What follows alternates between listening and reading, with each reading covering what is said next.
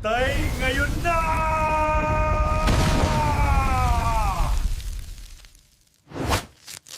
Pagkatapos ng 10 taon nating pag-eensayo at araw-araw na ginagawa ito, nagawa din natin. Mas mapapadali nating hanapin si Daniela. Wala namang tayong sinayang na panahon. Kitang-kita ko ang hirap niyong mag-ama. Sa araw-araw niyong ginagawa yan sa loob ng 10 taon. Ngayon, mas mapapadali niyong hanapin ang ating anak. Naniniwala ako sa inyong kakayahan. Ay, kawawa ka naman. Tara dito, tutulungan kitang alisin yan. Huwag mo lang akong kakagatin. Mahal, may paa ka na. Natupad na rin yung pangarap niyong mag-ama. Halos 10 taon niyo ginawa yan ng paulit-ulit. Kawawa naman ito. Gagamutin ko lang siya, Naytay. Ang gumaling ka. Ang galing mo, anak! Oo nga! Aalis muna kami, pupunta muna kami sa talyer. Titignan namin ang aming eroplanong ginagawa. Sige, galingan nyo para mahanap nyo na ang ating mahal na Daniela. Kailangan natin tapusin ito para bukas hanapin na natin si Daniela. Oo nga, huwag tayong magsasayang ng panahon. Pakpak! Umangat ka! Dumikit ka!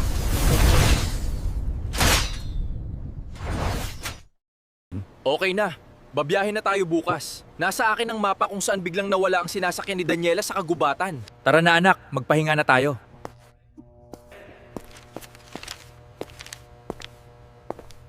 Sige, Tay. Eto na ang tamang panahon. Kapatid, hahanapin ka namin uli. Mag-ingat kayo. Pag uwi nyo, dapat kasama nyo na si Daniela.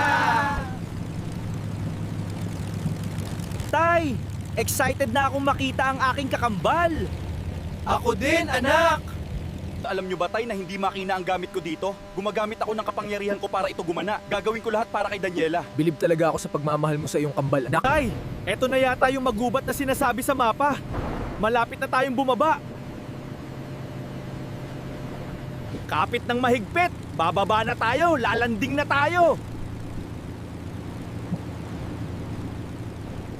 Anak, handa ka na ba? Hindi natin alam ang pagsubok dito. Araw-araw akong handa para sa aking kakambal, Itay. Kakakababa lang natin. Tignan mo yung gate, Tay. Halatang napakalakas ng boltahe ng kuryente. Nakikita mo, yung bawat liwanag ng kuryente, isang dikit lang natin dyan, pwede tayong mapahamak. Oo nga no. Sirain ang bakod!